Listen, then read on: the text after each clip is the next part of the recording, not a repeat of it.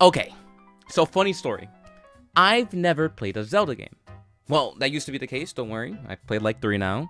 But I'll never forget the time I played my very first Zelda game. You see, I got into Zelda because of the Game Grumps. They were doing this really cool Ocarina of Time playthrough, and honestly, it was tons of fun, and I still rewatch it all the time today. But I became desperate to play the game. And lucky for me, there was a 3DS remake of the game. Unlucky for me was that I was a broke middle school student who only ever got 3DS games for Christmas.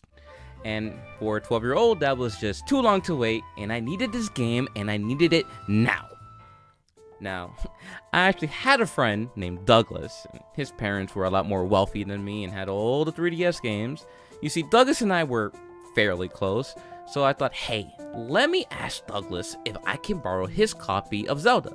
Sounds simple enough to me. Well, it wasn't. You see, just because Douglas and I were friends doesn't mean we liked each other too much. It was a love-hate relationship, you know, some domestic violence here and there, but nevertheless friends. Listen, I knew Douglas wouldn't so easily just hand me the game. He's a businessman. There was gonna be some kind of transaction going down. He was gonna ask me for something in return, and I didn't really know what yet. But I was gonna figure it out because I was persistent. I had to think outside the box. Thing is, Douglas was a bit of a sadist, and I do mean sadist. I knew in order to get the game, I was gonna have to do something I didn't want to do.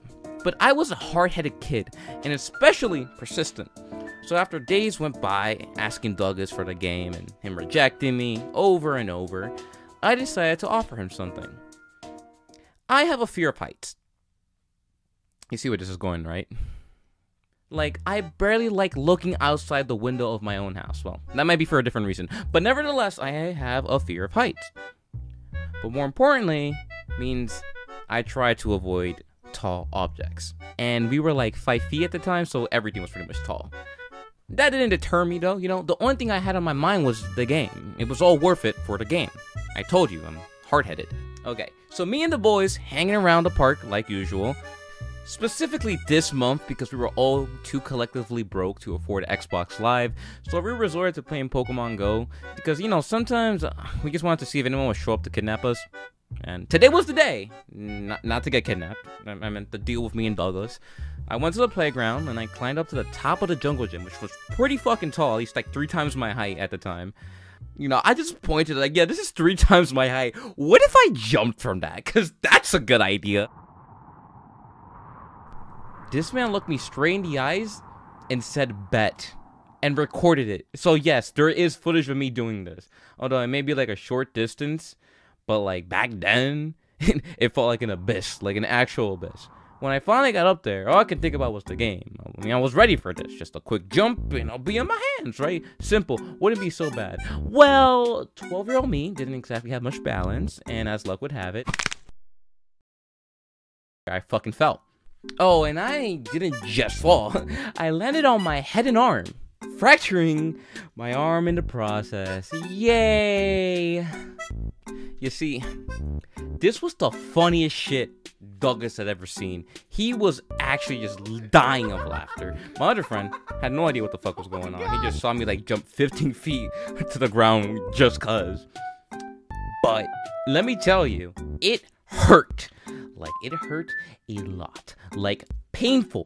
I immediately regretted my decision. Like, it was not worth the game whatsoever the moment I hit the ground. I asked for some water, but with a resounding no, because we didn't have enough money.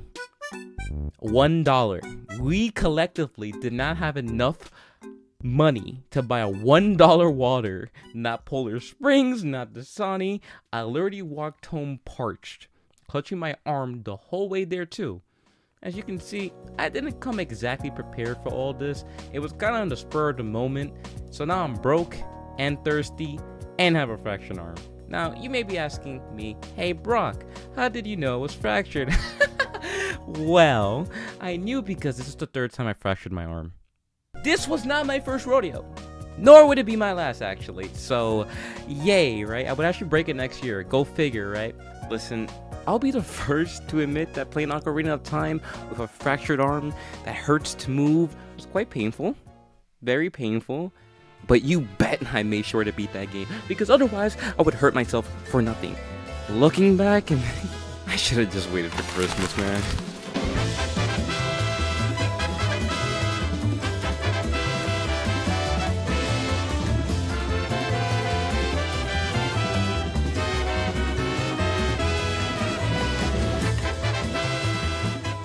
Sure.